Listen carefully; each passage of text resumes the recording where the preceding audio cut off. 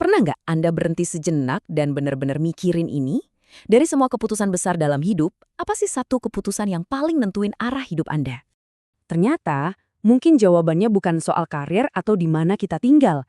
Banyak banget penelitian psikologi yang nunjukin kalau milih pasangan hidup itu punya dampak jangka panjang yang luar biasa ke kebahagiaan, kesehatan, ya ke semuanya. Jauh lebih besar dari yang kita duga.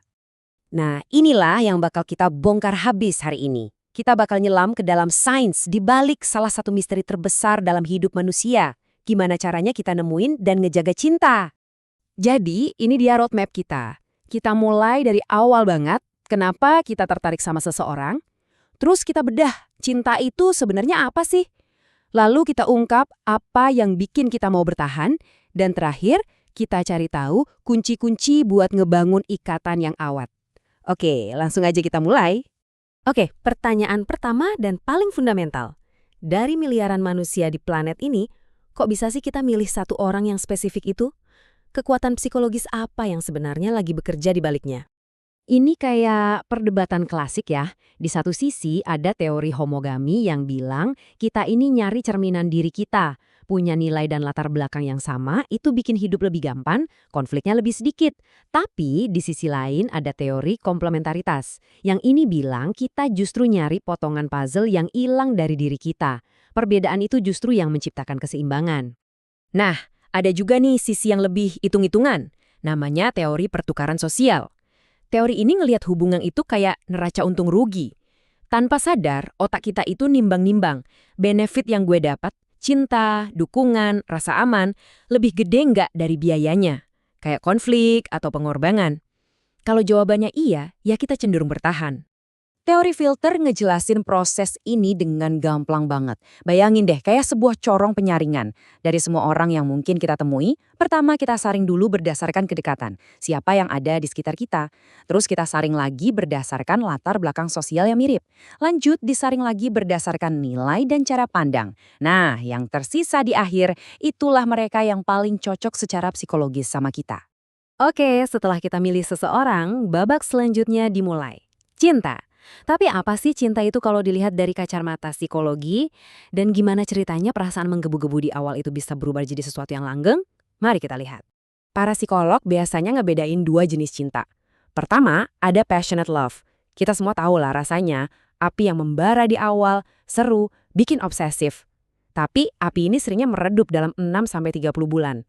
Terus ada companionate love. Nah ini nih, kasih sayang yang dalam, yang stabil, yang justru tumbuh karena kita udah kenal luar dalam sama pasangan, termasuk kekurangannya. Inilah fondasi cinta yang bisa awet seumur hidup. Nah, yang keren banget itu teori segitiga dari Robert Sternberg. Dia mecah cinta jadi 3 bahan utama. Ada gairah, itu apinya, daya tarik fisiknya.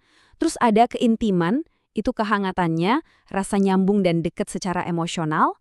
Dan yang terakhir, komitmen. Ini perekatnya, keputusan sadar buat terus bareng. Nah, kombinasi dari ketiganya inilah yang ngebentuk berbagai macam jenis cinta. Dari cinta, kita geser ke komitmen. Kenapa? Karena cinta itu bukan cuma soal perasaan kan, tapi juga keputusan. Jadi faktor psikologis apa sih yang bikin kita akhirnya bilang, oke, saya bakal tetap di sini apapun yang terjadi? Model investasi dari Rusbold ini ngasih gambaran yang jelas banget. Coba deh lihat diagram ini. Ternyata, komitmen itu bukan cuma soal aku bahagia atau enggak. Kepuasan itu cuma nyumbang sekitar 40%.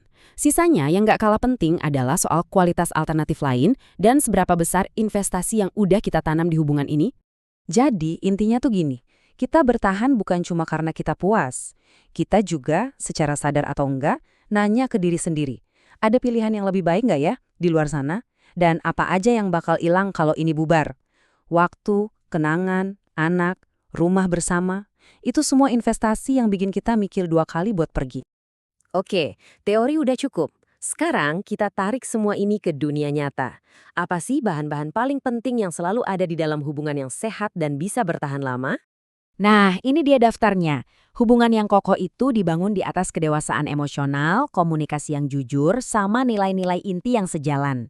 Tapi lebih dari itu, ini juga soal komitmen yang kuat, kemampuan buat nyelesain masalah bareng-bareng tanpa saling nyakitin, dan yang paling penting keinginan tulus buat ngelihat pasangan kita tumbuh jadi versi terbaik dari dirinya. Dan penting banget buat kita ingat kenapa ini semua jadi krusial. Soalnya, risikonya itu nyata. Salah pilih pasangan bisa berarti hidup dalam stres terus-terusan karena konflik yang nggak ada habisnya.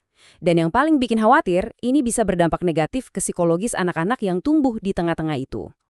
Sebaliknya, kalau hubungannya sehat, manfaatnya bisa benar-benar di luar dugaan. Coba lihat angka ini. Angka ini mewakili sesuatu yang mungkin nggak pernah Anda sangka ada hubungannya sama hubungan yang baik. Dan ini dia penjelasannya. Hubungan yang sehat itu seringkali sepaket dengan keintiman fisik yang memuaskan. Tapi ini bukan cuma soal seks ya. Fakta ini adalah indikator kuat yang nunjukin betapa dalamnya hubungan emosional, tingkat stres yang rendah, dan rasa aman dalam sebuah hubungan itu semuanya nyambung ke kesehatan fisik kita. Koneksi yang kuat itu secara harfiah bisa bikin kita panjang umur. Jadi pada akhirnya semuanya mengerucut ke satu pemahaman penting ini. Kita sering banget fokus nyari soulmate atau the one, padahal inti sebenarnya adalah kesiapan diri kita sendiri buat kerja keras, buat komunikasi, dan buat berinvestasi dalam membangun sesuatu yang berkualitas bareng-bareng. Dan mungkin ini pemikiran terakhir yang paling ngena. Daripada kita terus-terusan nanya, apakah dia orang yang tepat buatku? Mungkin pertanyaan yang lebih kuat adalah, apakah aku sudah jadi orang yang tepat untuk sebuah hubungan yang sehat dan langgeng? Terima kasih sudah menyimak.